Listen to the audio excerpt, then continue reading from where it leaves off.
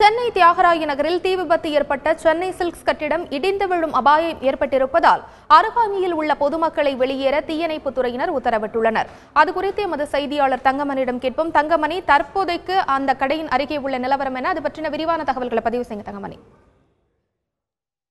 சென்னை உஸ்மான் சாலையில் தீ விபத்து ஏற்பட்ட கட்டிடத்தின் முன்புறமாகத்தான் நாம் இருக்கின்றோம். பின்புறமாக அந்த கட்டிடம் இருக்கிறது. அது நேரடி காட்சிகளை பார்க்கலாம். அதாவது நாம் சரியாக தனியார் துணிக்கடை, பிரபல துணிக்கடையில் தீப்பட்டிருக்கின்ற அந்த துணிக்கடைக்கு எதிரே இருக்கின்ற ஒரு கட்டிடத்தின் மீது இந்த காட்சியை காண்பித்துக் கொண்டிருக்கிறோம். மிக முழுமையாக தீப்பட்டிருக்கின்ற கட்டிடத்தை முழுமையாக பார்க்க முடியும் இந்த காட்சியின் மூலமாக. அந்த கட்டிடத்தின் முன்பகுதிகளை தான் நாம் பார்த்து கொண்டிருக்கிறோம். இந்த தீயை தொடர்ந்து அணைக்கும் பணியை தீயணைப்பு படை வீரர்கள் செய்து கொண்டிருக்கிறார்கள். இந்த பகுதியில் தொடர்ந்து புகைமூட்டம் வீசிக்கொண்டே இருக்கிறது. அதிகாலை 4 மணிக்கு பிடித்த தீயானது தற்போது வரைக்கும் கொழுந்துவிட்டு உள்ளே எரிந்து கொண்டிருக்கிறது.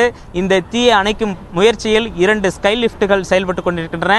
தண்ணீரை பீச்சி அடித்துக் கொண்டே இருக்கிறார்கள். மேற்கொண்டு தீயை பரவாமல் இருப்பதற்கான நடவடிக்கை மட்டுமே தற்போது மேற்கொள்ளப்படுகிறது. ஏனென்றால் இந்த கட்டிடத்துக்குள் போக முடியாத ஒரு சூழல் இருக்கிறது. இந்த புகை மண்டலம் தியாகராய நகர் முழுவதுமாக பரவி கொண்டிருக்கிறது. அந்த காட்சிகளை பார்க்கலாம். நமது ஒளிப்பதிவாளர் லூகாஸ் காண்பித்துக் கொண்டிருக்கிறார். முழுமையாக இந்த பகுதி முழுவதும் ஒரு புகை சூழ்ந்த மண்டலமாக இருக்கிறது.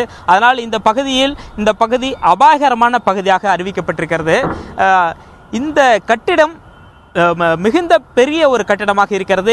உள்ளே நிறைய பொருட்கள், கிஃப்ட் பொருட்கள் மற்றும் துணிகள் மற்றும் நகைகள், பல பொருட்கள் இருக்கின்றன. அதே போல சீலிங் எல்லாம் பார்த்தோம் என்றால் பிளாஸ்டிக்கில் செய்யப்பட்டிருக்கிறது. உள்ளலங்காரங்கள் நிறைய பிளாஸ்டிக் பொருட்களால் மேற்கொண்டு செய்யப்பட்டிருக்கிறது. இதன் காரணமாக இந்த தீயானது மளமளவென பற்றிக்கொண்டே இருக்கிறது. அணைக்க முடியாமல் தற்போது திணறி வருகின்றனர்.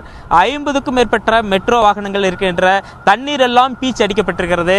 அதே போல 10க்கும் மேற்பட்ட தீயணைப்பு வாகனங்களில் வந்த தண்ணீர் எல்லாம் அடிக்கப்பட்டிருக்கிறது. ஆனால் 13 மணி நேரத்துக்கு மேலாக இந்த தீயை அணைக்க முடியாமல் தான் தற்போது திணறி வருகின்றனர். நாம் கேட்ட தகவலின் பேரில் சில அதிகாரிகள் நமக்கு தகவல் கொடுத்தனர். அவர்களிடம் கேட்டபொழுது இந்த தீயை தற்போது நாம் அணைக்க முடியாது, மேற்கொண்டு பரவாமல் மட்டுமே தடுக்க முடியும், உள்ளே செல்ல முடியாத ஒரு சூழல் இருக்கிறது, கடுமையான தீ இருக்கிறது, அதுவாகவே தானாகவே அணைந்தால்தான் என்று அவர்கள் தெரிவிக்கிறார்கள். ஆனால் மேற்கொண்டு இந்த தீ பரவாமல் இருப்பதற்கான நடவடிக்கை மட்டுமே தற்போது செய்து கொண்டிருப்பதாகவும் அவர்கள் தெரிவித்தனர். மேலும் இந்த கட்டிடத்தின் சில பகுதிகள், முன்பகுதியை பார்க்கலாம். கண்ணாடிகள் உடைக்கப்பட்டிருக்கிறது. முன் அலங்காரம் கண்ணாடிகளால் செய்யப்பட்டிருக்கிறது.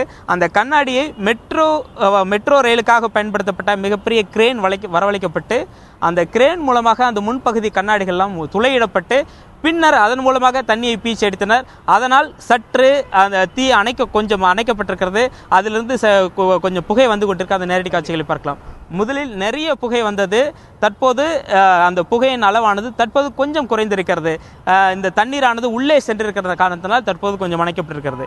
அதே போல ஜேசிபி போன்ற இயந்திரங்கள் மூலமாக இந்த கட்டிடத்தின் சில பகுதிகள் துளையிடப்பட்டு அதன் மூலமாகவும் தீயை அணைக்கும் பணி நடைபெற்று வருகிறது. தொடர்ந்து இந்த பணியை மேற்கொண்டு வருகின்றனர். ஒரு கடுமையான போராட்டம் இந்த தீயை அணைப்பதற்காக நடந்து கொண்டிருக்கிறது.